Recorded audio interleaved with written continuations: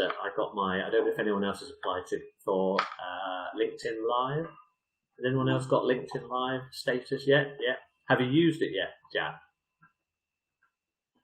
Well, I've been playing with this thing, so I have no idea if it's good, bad, or indifferent, but hopefully there'll be a post on LinkedIn. So if anyone's there and they want to open the LinkedIn window and see actually whether this is actually working, that would be great. Also, you can go to Facebook on the SUBS Business Events page. Hope that works. Oh, I'm on there. Oh, that's scary. That's really scary. And I've also done it to Facebook, LinkedIn. I'll put it on the YouTube channel as well, so we shall see. Now, testing the technology. I just want to make sure that everybody can see our guests, which they can. So just need to do it. We've got a technical question. Go ahead. I have a techie question. I'm obviously going to put this laptop away and be off of this camera because I'm on your camera. In terms of mic, we're mic'd up on the Oh yeah, I need to move the mic. So let's just move that camera. Because I'll remove this, put the laptop and camera away. Okay, so bear with me. So let me just test all my things. We have, this is Steve Upham, we have Kirsty who's moving away, we have the both of them, and I'm just going to move the microphone, so bear with me a second, guys. This is the first time we've done this, so it'll either work really, really well, or not so well at all, but hopefully. So, Steve, do us a test. Testing, 1, 2, 3. All right, I suppose I'm not going to sing a song. Important thing there is. Can you all hear Steve? So, Kirsty and Steve, can you have a quick testing? So, can you hear us? Steve, can you hear me? Audience, can you hear me? Can everybody hear them? Yeah, that's okay. Good. Right. Okay. So, if I can ask everyone to mute themselves, and I'm not sure if I can mute myself. I'll mute myself as well. Oh no, you need that so you can actually hear them. Right. I'm going to hand over back to Kirsty James, who is I'm going to interview Steve. So this is going to get interesting because I'm now looking at either Steve or a Blue Yeti mic right in front of me. I now can't see what on earth's going on camera. I've got another camera to my left, which I think is live streaming. We'll find out. So, yeah, let's see how this goes and do interact on the chat and I'll read about it later, I suppose. So, Steve, then, we're in your space today. We're in SUBS Warrington, which is very new. Please just give us a tiny bit of an introduction to your background before you got into the whole co-working environment. Before I got into co-working, I was working in London, and I'd worked in London for 20 years in advertising and sales. And so a large chunk of that was working in the television market. I worked for ITV and Channel 4. And I had the opportunity to visit some lovely, beautiful venues across London and office spaces. And then it got me thinking really about what I'd like to do in the future. And I always wanted to start my own business. And then I got a feeling I wanted to work with small business owners, independent businesses. I just found it far more rewarding dealing with those kind of clients who are closer to decision makers. As opposed to, large corporates. There are quite a few large agencies in media. And then I thought, well, I enjoyed hosting. It was a natural transition, if you like, really, to operate in a venue. Yeah, great. So out of corporate space into wanting to do your own thing with the right skill set ready to do it.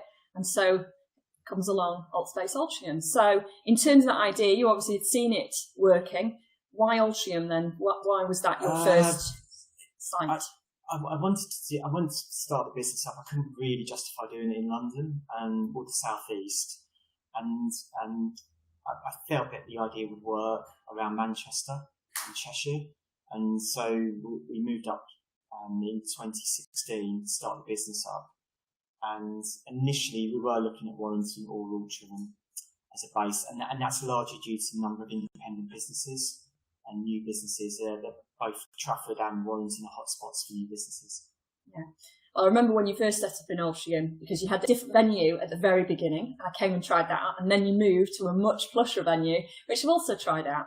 And probably before the curve a little bit, because whilst there was co-working spaces, it was very city-based. That lots of people would be familiar with the sites in Manchester and Liverpool. There wasn't anything in Upham. They're now popping up in quite a few places, proving that there's obviously demand. So you mentioned Warrington. You did look at that. You've just set up in Warrington. You're literally in this opening stage at the moment. why Warrington then? When you started seeing other things pop up, had you always sort of had a hankering for coming over to the Warrington way as well? I did. I felt that over the last 4 years we built something quite unique. I felt it would work in Warrington, and what Warrington fits in, it's 15 miles from Altrincham. It's a large Cheshire market town, so there's a lot of synergy already with Altrincham, and I knew that there were a little bit of a client base already in Cheshire. There's a lot of competition in the city centres now, and we're more of a kind of we're completely agnostic. We welcome anyone from any sector. You don't need to work in the tech sector or be a creative to work in our co-working space. And so I felt that it would fit in Altrincham and Warrington. It would work really well. And so that was the reason why I decided to open a second office here. Yeah, great. And they are far enough apart that you sort of capture different markets, but they're near enough, I know, that, you know, you've got Warrington contacts that come over to Altrincham. And if people have got meetings, that's where it's perfect, isn't it? They can drive over, have a base for the day in a different area without the commitment of the sort of long commute, the coming back and forward, or, you know, needing to sort of, that touchdown space is where it serves its purpose. It does. Yeah. So we've talked a lot in the breakouts about some of the best and worst things that have happened in lockdown with the enforced home working, although I know some have obviously had access to office space. And there's this big sort of divide, as I mentioned, between, you know, home, office and co-working. So if we come on to the co-working benefits, which, although people know a lot about the sort of the concept in terms of seeing it, there's still a lot of people who haven't tried it. So what would you say are some of the key benefits for using co-working spaces? Well, I feel that I'll start with the physical benefits. I feel, you know, it's great for people to have a professional work environment that they can utilise. And when I started up, you couldn't really find spaces in Altrincham or Warrington where people could have a professional meeting. It was very difficult. People were meeting in coffee shops, can be a bit noisy, hotel receptions, and that was very much the choice of venue for small business owners and freelancers, or anybody travelling, a remote worker. And so I feel that's a real benefit, really, that we can offer something whereby somebody can book a desk for £20 or £15 a day and have a professional workspace for that at that price point. And then, in addition, they can book a meeting room to have full privacy, to have a confidential chat with a client, which is incredibly hard to do in a cafe. And so it was acknowledging that people need face-to-face contact as small business owners. And so I think that's a real benefit of co-working. And then I move on to the kind of more, on the more social level. I think it's really important that people have the opportunities to mix. In all of the groups, we talked about the opportunities for people to engage with one another. There's small interactions that you miss. And people miss that when they're working and running their own business from their home office. And so we have quite a collaborative environment here, which enables people to see fellow co-workers on a daily basis and hopefully to work with them in the future. Perfect. So really it's that blend between the logistical advantages of having a site that offers you that sort of clean space, working area, meeting rooms. Let's not forget good coffee. Usually that's one of the things people want, because very important. That draws them away from those coffee shops as well. So good coffee, Wi-Fi connection. Obviously at the moment, nice clean spacious sort of hygienic areas is what people are looking for as well. But then blended with that social contact, because, you know, let's face it, you know, we can be up in our back bedroom, kitchen table, or even home office, even home office, but having a little bit of contact with other people just to break that day and chat over the coffee machine, even if it is 2 meters apart at the moment, does make a difference. So, okay.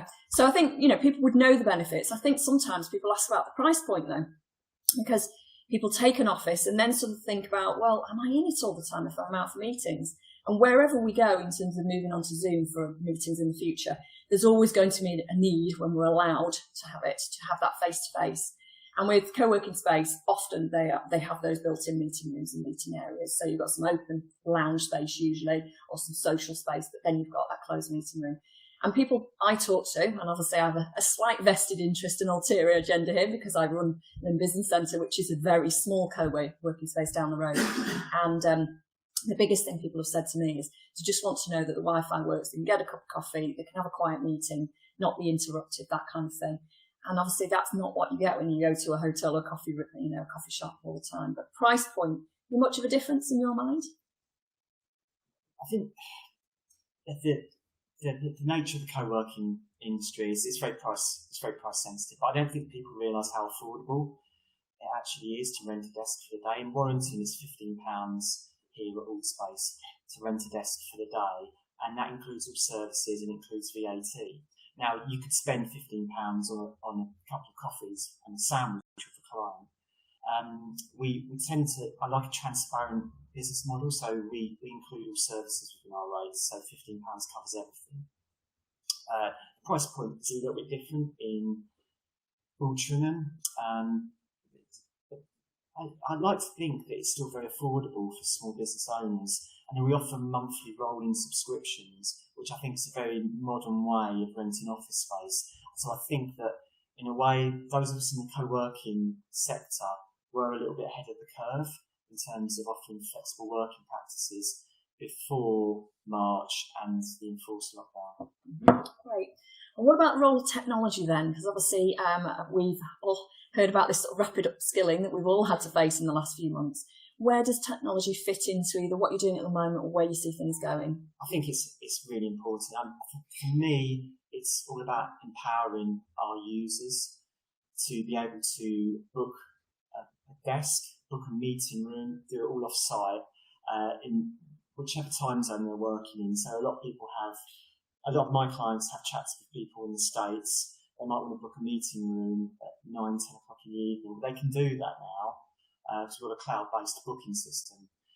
In addition to that, we've just recently had electronic locks fitted that are phone activated, so people can book a desk, receive instructions, and then come in an hour or so later, then come in immediately, in fact, and get access to the space and instructions how to use the space using their phone. And that's using Bluetooth and Wi-Fi technology. Wow, gosh, that's exciting. Gosh, I'll just pick your brains on that. I didn't realise quite how much technology could be involved in some office space until I started setting one up as well. And I'm still at the kind of the fob and the automated entry type thing at the moment. But there's an awful lot out there, isn't there? Which is going to make it good. They do the same role, to be honest with you, but it's all about giving people the opportunity to manage their workday, because people in the evening, they might not have 8 hours to wait to confirm the meeting room booking, and then you find a lot of serviced offices, they tend to kind of hot the meeting rooms, the space provider, and so it was impossible for small clients to get a booking in the meeting room, whereby the other co-working operators that we both work within this market, Kirsty, we often have space for our clients to have meeting rooms.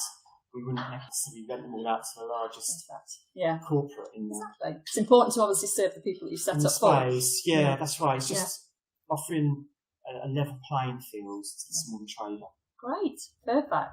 Well, we will be running out of time in just a moment, but final question for you then. If people wanted to find out more, how can they do so? And do you have anything on offer where people can come and have a viewing, maybe even a trial? Yeah, we offer free trials, so people are more than welcome to come in and try the space for free for a day. We'll be having open days again soon. We've got a 360 tour courtesy of Jack Noon, which is actually live on our site, so allspace.club is our website, all of our terms on there. Brilliant, that's great. Well, I'm sure anyone that wants to find out a little bit more can connect with me directly, either on LinkedIn, through the chat, whichever way after the event. So thanks for your time. We better keep on track and move on. Let's find out what we're about to do next and to wrap up the event. Thanks, Steve. Thank you. So, David, how are we doing on time and what do we need to do next? Let's have a quick squiz. If you can turn that microphone to me, people will be able to hear me a little bit better, hopefully. Firstly, that was the first time we've done that. I don't know how it came across on screen for everyone, so if you want to put a thumbs up if you liked it or thumbs down if you didn't. I think it kind of worked, so we'll see if there's any comments that come in online. So big thanks to Steve, big thanks to Kirsty, and well done, guys. Right, if you guys want to nip back to your computers, you can go back online. Right, we are pretty much almost out of time. We do have a final word. So once Kirsty is back up, can speak and do everything, I will hand back to her. And obviously you saw some photos in the middle of that. They were taken by an Austrian photographer, Martin Hamilton, for Steve. So it's a beautiful venue here.